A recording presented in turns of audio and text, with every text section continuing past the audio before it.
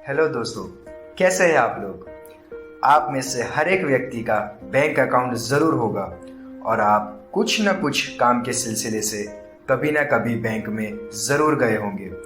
तो क्या आपको पता है बैंक कहते किसे है?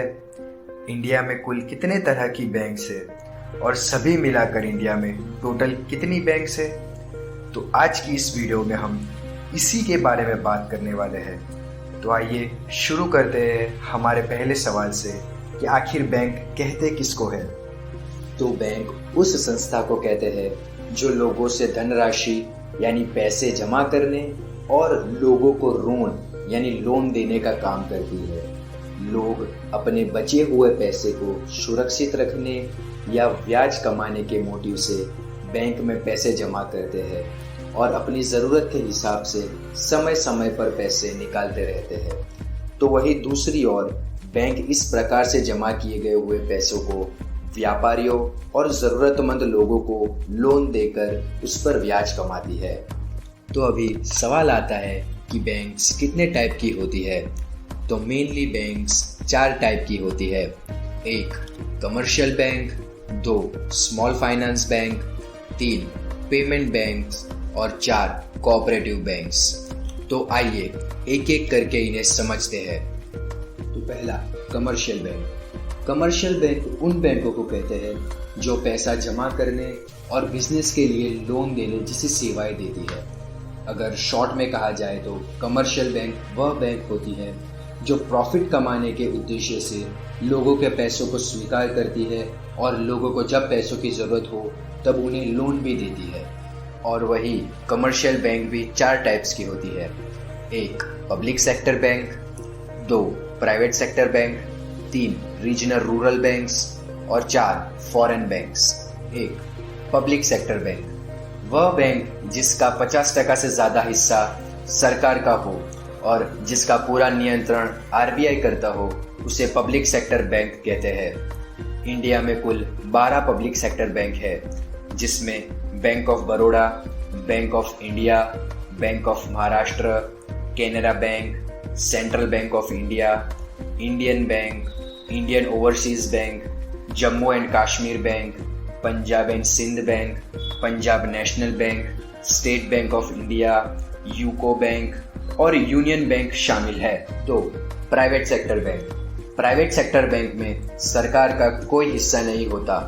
ये बैंक किसी प्राइवेट ऑर्गेनाइजेशन द्वारा संचालित होती है और इन बैंक्स की कमान उनके शेयर होल्डर्स के हाथ में होती है। इंडिया में कुल 19 प्राइवेट सेक्टर बैंक्स हैं, जिसमें axis bank, HDFC bank, ICICI bank, IDFC first bank, Kotak Mahindra bank जैसी बैंक्स शामिल है। 3 regional rural banks. Regional rural banks जिसे ग्रामीण बैंक्स भी कहा जाता है।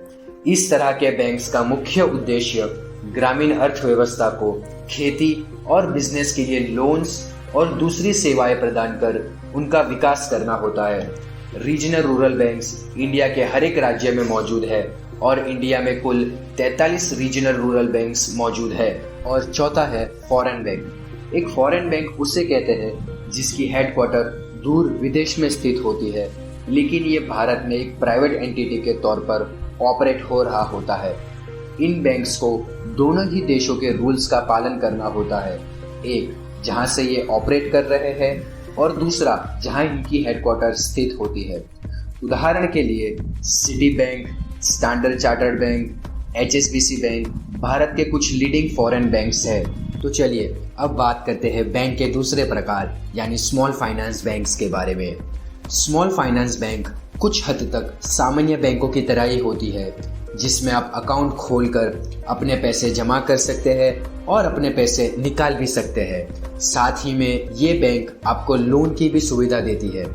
ऐसे बैंकों को खोलने का मकसद छोटे बिजनेसमैन और किसानों को बैंकों की वो सुविधा देना है जो बड़े बैंक इन्हें नहीं दे पाते। इंडिया में टोटल 10 स्मॉल फाइनेंस बैंक्स है, जिसमें Ujjivan small finance bank, AU small finance bank, Equitas small finance bank जैसे बैंक मौजूद है। तीसरा पेमेंट बैंक। पेमेंट बैंक को हम भुगतान बैंक भी कहते हैं।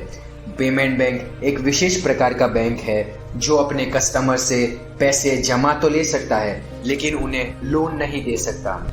आरबीआई ने 19 अगस्त 2015 को अपने एक आदेश के अनुसार 11 पेमेंट बैंकों को अनुमति प्रदान की थी, जिसमें Aditya Birla payment banks, Airtel payments bank, Indian post payment bank जैसी बैंक्स शामिल है।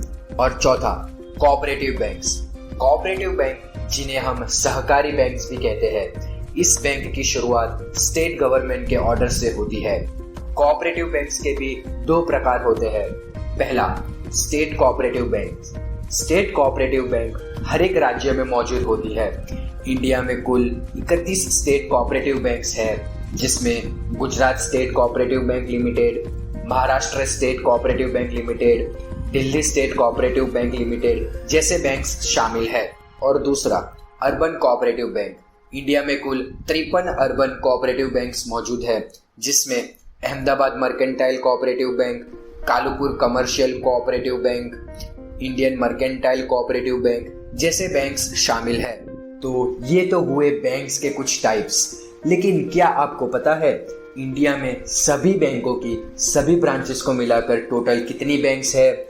तो 2019 के एक रिपोर्ट के अनुसार इंडिया में 1 लाख लोगों पर 14.58 कमर्शियल बैंक ब्रांचेस मौजूद है। और आरबीआई के एक डेटा के अनुसार इंडिया में commercial banks, small finance bank, payment bank और कोऑपरेटिव बैंक्स सभी मिलाकर टोटल 1,71,583 बैंक्स मौजूद है। तो दोस्तों, आपका अकाउंट कौन से बैंक में है, नीचे कमेंट बॉक्स में जरूर बताइएगा। तो आज की इस वीडियो में बस इतना ही।